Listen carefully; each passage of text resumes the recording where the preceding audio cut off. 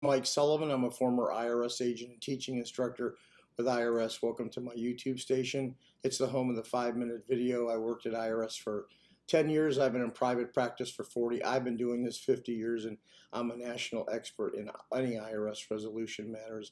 I have a whole team of former IRS agents. I've been on the national news, interviewed a lot. You can see those interviews at 777irs.com.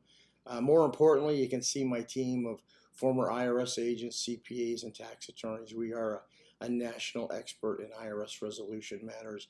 I do these videos to inform you, to educate you, so you know what's going on, so you can make decisions, and really more important, so you can get ripped off. There's so many people out there, and I just try to straighten you from the phonies out there and know what the truth is. So if you owe business taxes or corporate taxes or employment taxes, I want to explain to you how to settle that debt with IRS. So as a former revenue officer, I've worked thousands of these, literally thousands of these cases. I can't tell you how many doors I knocked out, how many times I showed my commission, how many financial statements I got, how many people I've interviewed, how many people I've talked to.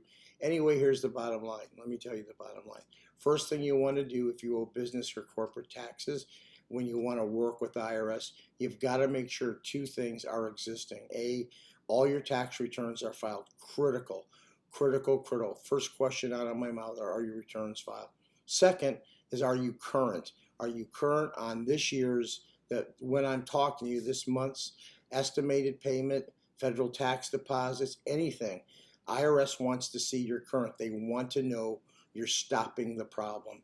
When they see all returns filed and you're catching up with your 1040 ES payments, because IRS is going to look at those, your personal taxes, and they're going to want to make sure your business taxes and your federal deposits are to made.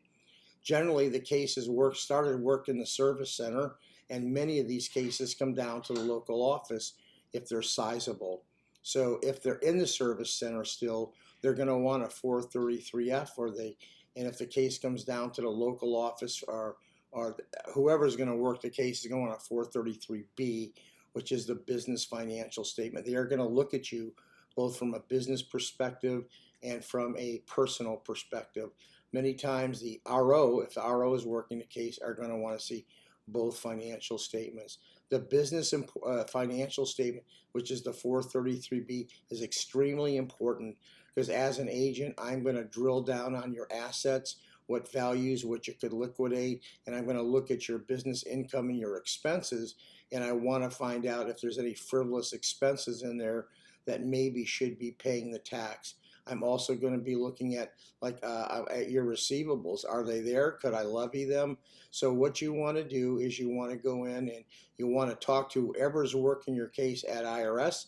If you're calling the 1-800 number or they transfer the case down, you want to make sure you give them those financial statements, because at the end of the day, three things are going to exist. If you owe this debt, they're either going to place you into a currently non-collectible, which means they're putting the case on the shelf for a couple years, and they're going to come down and they're going to look at your business and the financial statement. So you want to make sure you're current on everything, and then really at the end of the day, once you get past this hurdle, they're either going to put you, like I said, in a currently non-collectible, a payment agreement. Why a payment agreement? Well, the payment agreement simply says that they can pay the tax, but they can't pay all of it. So let's get them on something very reasonable, and that's what IRS is going to do. What's reasonable? They're going to look at your income and your business expenses, and they are going to make sure they're in order. They are going to try to take these frivolous, and people have a lot of frivolous business expenses. They are writing dinners off and meals off, maybe purchases. IRS is going to try to find out what that is and say, well, that $2,000 a month should go to us. The last avenue that you have, and it's very viable, is you can file an offer and compromise to settle your business and corporate tax debt through the IRS settlement program. Like I said, that's called the offer and compromise. When they do the offer for your business or corporation, or even 941 taxes, they are going to, like I said earlier, going to look at your personal taxes to make sure they're up and you got those paid. So anyway, at the end of the day, these are the top tips. Make sure all your returns are filed. Make sure you're current on your business taxes, at least in this month, your estimate payments, or your withholding personally, and be prepared to give IRS those financial statements. If you have assets that you could probably get value out of, you may want to get a loan denial letter that says, hey, I cannot go ahead and get any money because I can barely keep what I'm paying. A lot has to do with the agent you have, a lot has to do with your attitude, and a lot has to do with the ability that you're showing IRS you don't want to have this debt anymore.